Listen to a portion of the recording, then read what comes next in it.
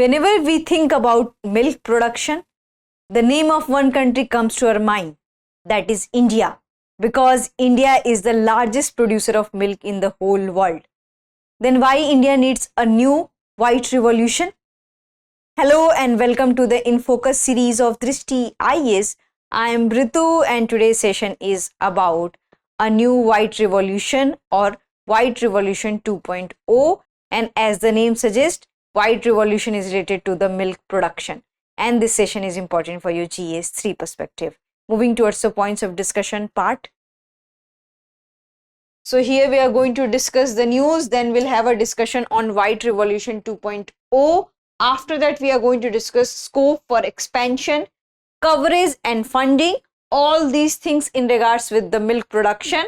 After that, we are going to discuss the status of India into the milk production. Then we are going to discuss practice question for prelims. Before that, you have to like, share and subscribe to our Drishti IAS channel. Moving towards the news part.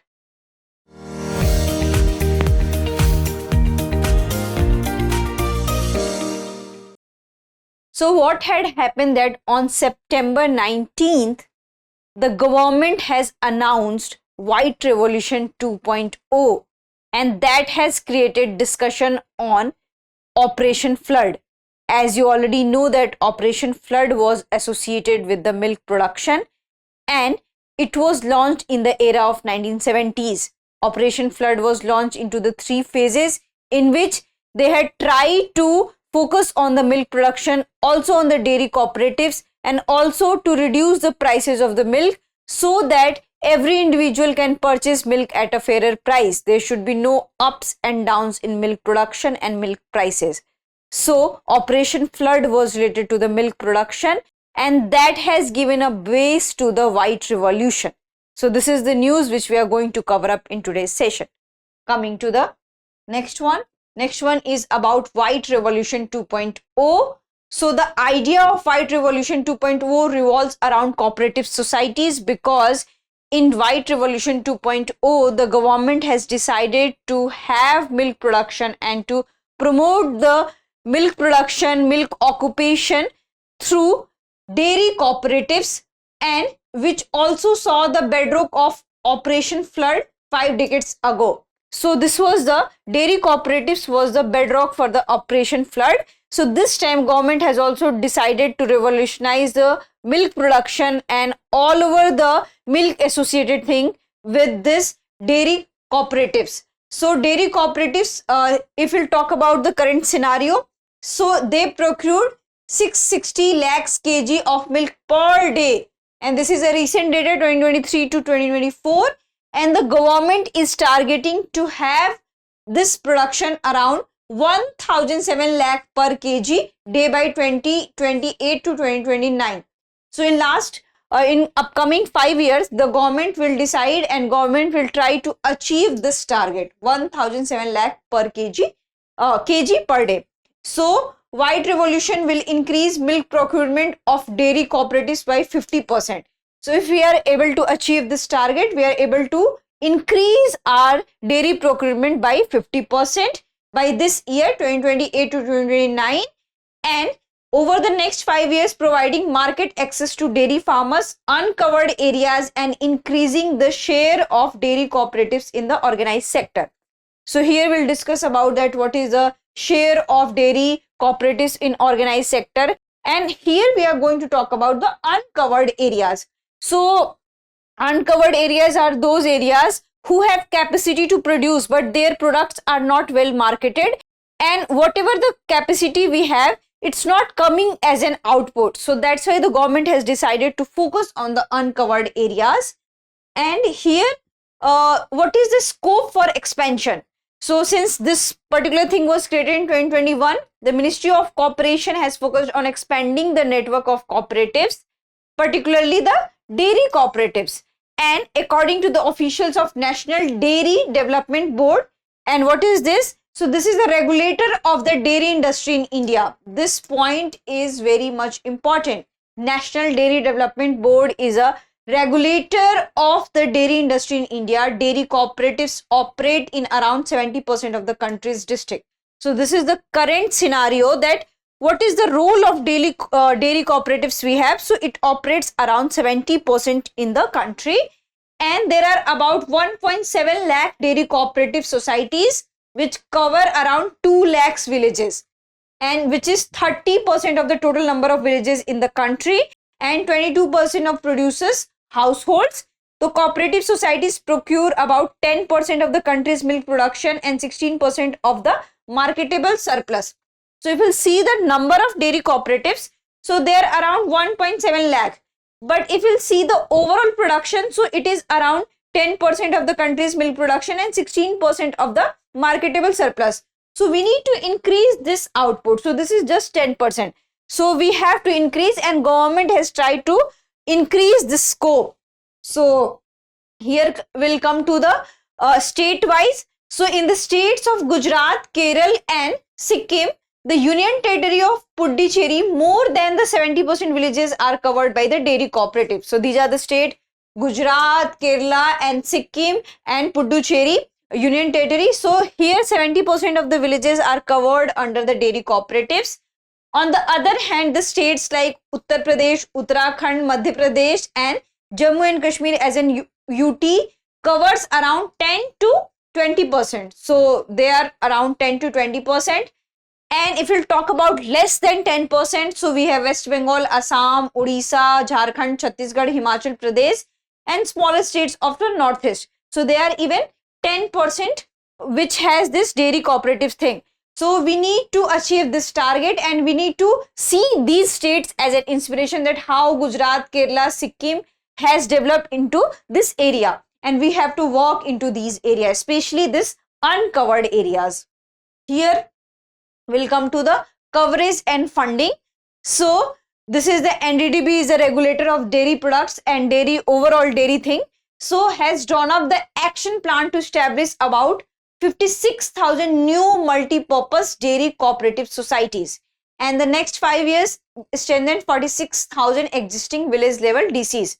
So we need to add in 1.7 lakhs, we need to add this much more, and whatever existing number we have to maintain them, we have to renovate and we have to take care of them. So 46,000 we have to take care of them, and we have to add more 56,000, and most of the new DCs will be established in Uttar Pradesh, Odisha, Rajasthan, Andhra Pradesh, because these are the uncovered areas who has about 10 to 20% of the dairy cooperative societies coverage, and even less than 10% also. So here we'll have about, according to the data, February 2023, NDDB has launched rupees 3.8 crore pilot project to set up dairy cooperatives in uncovered Gram Panchayat such as Jind in Haryana, Indore, Madhya Pradesh and Chikmagalur in Karnataka. So these are the uncovered Gram Panchayats, and 79 dairy cooperatives established as a part of pilot, together procuring 15,000 liters of milk per day from 2,500 farmers. So in White Revolution 2.0, the government focused that this number should be decreased and this should be increased. So if it's 2,500 farmers, so might be we can increase to 25,000 or 20,000 liters of milk per day. So we have to increase this proportion and data, and the bulk of the funding for White Revolution 2.0 will come through the National Program for Dairy Development 2.0. This is very much important for your examination. National Program for Dairy Development 2.0. This is a new central sector scheme which is related to the dairy production and cooperative societies, and it will fund the overall dairy thing in this India, where India stands on milk production. So here this is the data for now, that what is the current status of India in the milk production. In the introduction session, I have already told you that India stands number 1 in terms of the milk production. So you already know this fact, and here we have reached to 230.58 million tons during 2022 to 2023.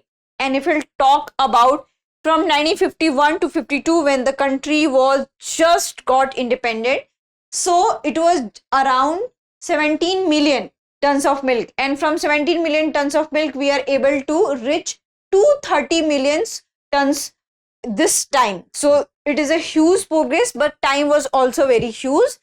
And If we'll talk about the average yield, however, only 8.55 kg per animal per day for exotic crossbred animals and 3.44 kg animal day for indigenous nondescript animals. So here nondescript means that crossbreeding and you cannot define the exact genre and exact breed of that particular animal or cattle.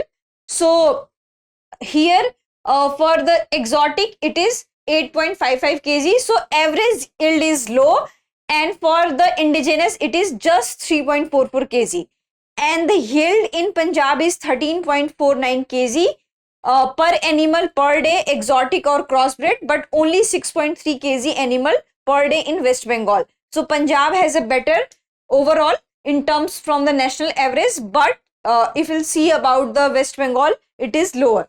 So here the national per capita availability of milk is 459 grams per day, which is higher than the global average, and the global average is 323 gram per day. So in this area we are doing better, and however it varies from 329 gram in Maharashtra to 1283 gram in Punjab. So it varies state to state, but we can see that there is a huge gap. In Maharashtra it is 329 gram and in Punjab it is 1283 gram. So we need to also fulfill and balance out this gap.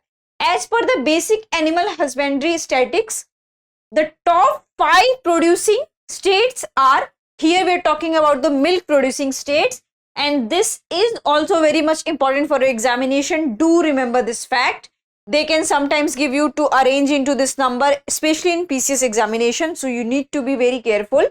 So top 5 are, first is Uttar Pradesh 15.72%, Rajasthan 14.44%, Madhya Pradesh 8.73%, Gujarat 7.49% and Andhra Pradesh 6.70%, which together they contribute around 53.8%. So overall these 5 states are contributing or producing more than 50% of the milk production in this country.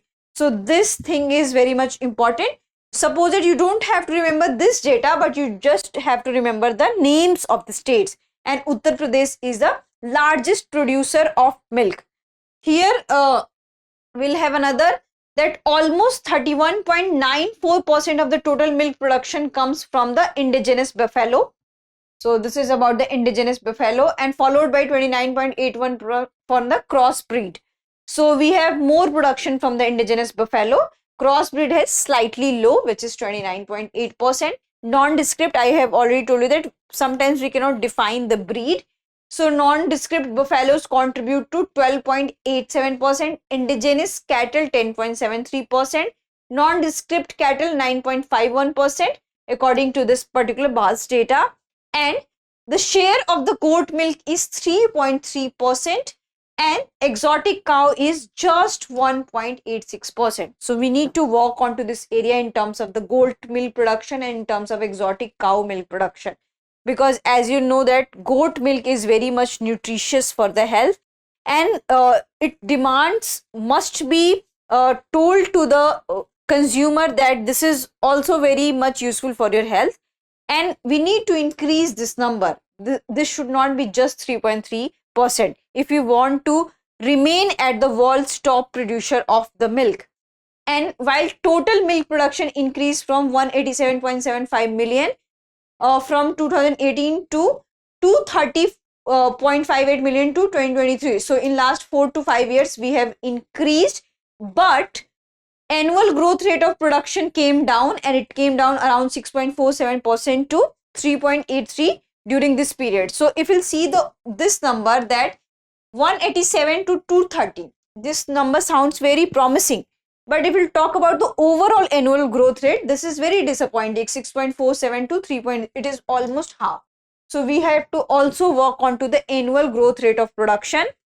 Then about 63% of the total milk production comes to the market, remaining is kept by the producer for their own consumption. So whatever, suppose that we are producing 100%, and out of 100%, 63% or more than 60% comes for the market and for the selling and for other things, and rest around 37 or 40% is for the personal consumption. So this is the thing about 2/3 of the marketable milk is in the unorganized sector. So unorganized sector is a largest market for the milk thing, and organized sector cooperative accounts for the major share.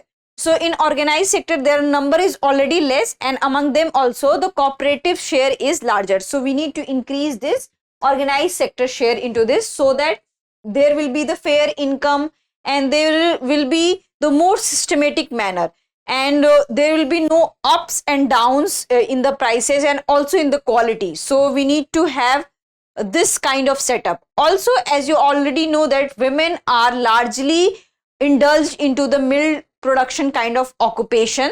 So if government will launch, and they are launching something like that, and they are initiating something White Revolution 2.0, it will give boost to the women empowerment, and it will empower women financially, socially, and economically also. So this is a way, you can say, that biggest thing and very good initiative for the women farmer who are indulged into such kind of the occupation. Now we'll come to the question round. What was the major outcome of Operation Flood in India? Green Revolution, Yellow Revolution, White Revolution, Blue Revolution. So this is very easy one. You will be able to answer this into the comment section. And I have an important announcement for you. As you already know that Drishti IAS has several branches, and Drishti IAS has come up with the IAS-GS Foundation course, which is prelims and mains combined together.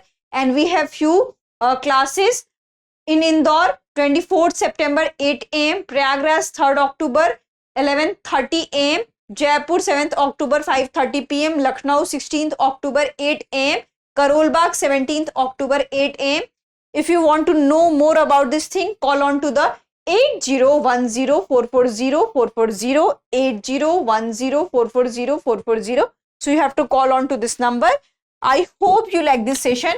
If you have any queries related to the session, kindly ask in the comment section. Thank you and have a nice day.